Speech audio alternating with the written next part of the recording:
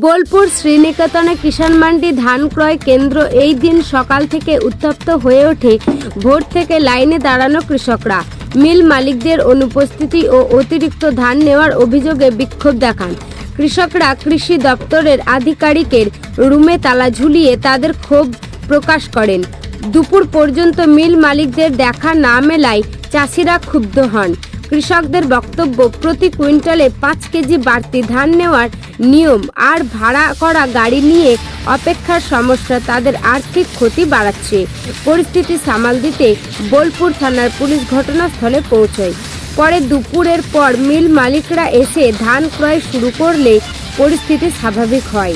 এই ধান ক্রয় কেন্দ্রে মহিদাপুর, লোহাগড়, রায়পুর, সুপুর, বল্লভপুর, আদিত্যপুর থেকে শত শত কৃষক উপস্থিত ছিলেন।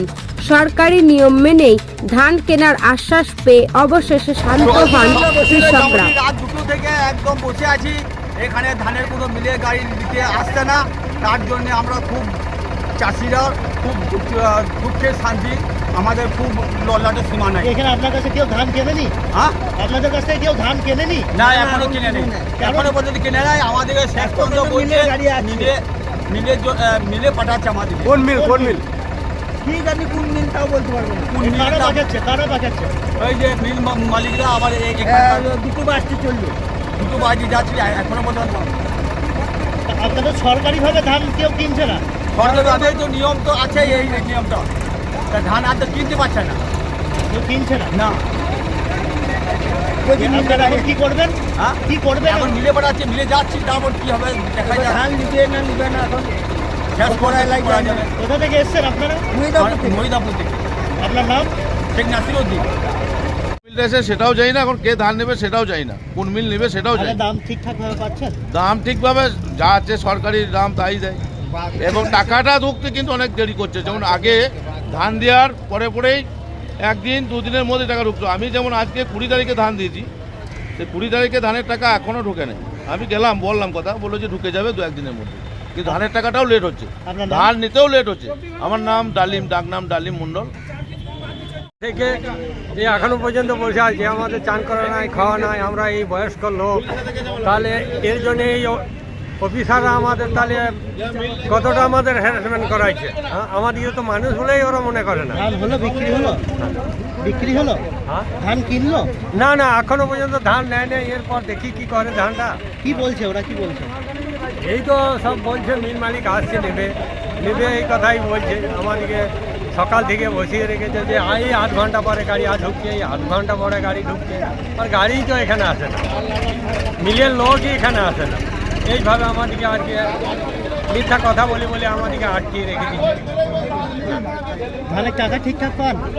হ্যাঁ, টাকাটা ঠিকঠাক পাই, তবে মানে এখন দেরি হচ্ছে আর কি।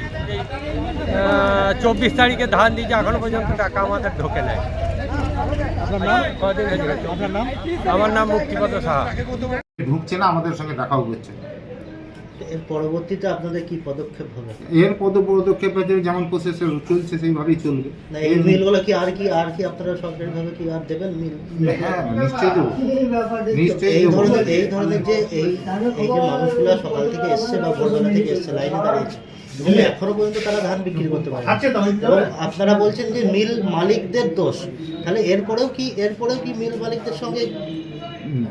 মিল মালিকদের সঙ্গে এই ব্যাপারটা হচ্ছে কি, মিল মালিকদের সঙ্গে আমাদের কন্ট্যাক্ট হয়, কথা বলা হয়, ওনারা এগ্রি বলে দেয়, আমরাও ওকে থাকি।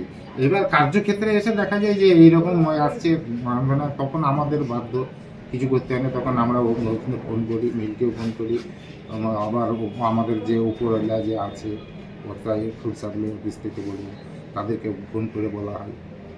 এইভাবেই এখন চলছে। তবে যে আয়োগরা এরপরে মিলে আমার সুষ্ঠুভাবে কার্য করবে। কিন্তু যে মিলগুলো আসেনি বলছেন, আপনি বললেন না, মিলগুলো আসেনি মানে কি, ওরা আসতে দেরি করেছে, এসছে, আসবে সবাই। যেটা সকাল থেকে হওয়ার কথা সেটা দুপুর। হ্যাঁ, একটু লেট হয়েছে এই মাত্র। এখন সেই জন্য এখন চাষিরা যেমন আমরা ভোর থেকে এসে বসে থাকছি, কতক্ষণে এত মিল দেরি হবে। আর আমরা তো সকাল থেকে এসে ফোনের পর ফোন, এতক্ষণ থেকে আসে না। আমাদের উপর তো সেই কাজ কমপ্লিট না হওয়া পর্যন্ত আমরা বাড়ি যেতে পারবো না। সরকারিভাবে কি কোনো পদক্ষেপ নেওয়া যাবে এই মিলগুলোর উপরে? যে সরকারিভাবে পদক্ষেপ নিতে গেলে তো তা আপনাকে সেটা আমরা ব্যাপারটা বলতে পারবো না, সেটা যারা সরকারি আছে লোক আছে, আমাদের তো উপরওয়ালা আরও আছে, তাদের সঙ্গে কথা বলে আপনার ব্যবস্থা করতে পারবো। হ্যাঁ, আমরা তাই বলি ওদের সঙ্গে। এডিও সাহেবের সাথে কথা বলছেন? এডিওর সঙ্গে কথা বলা হয়েছে, এডিও ফোন করে বলে। আপনার নাম? আমার নাম উজ্জ্বল সরকার, আপনি কি পোস্টে কি পোস্ট রয়েছে? এডিও।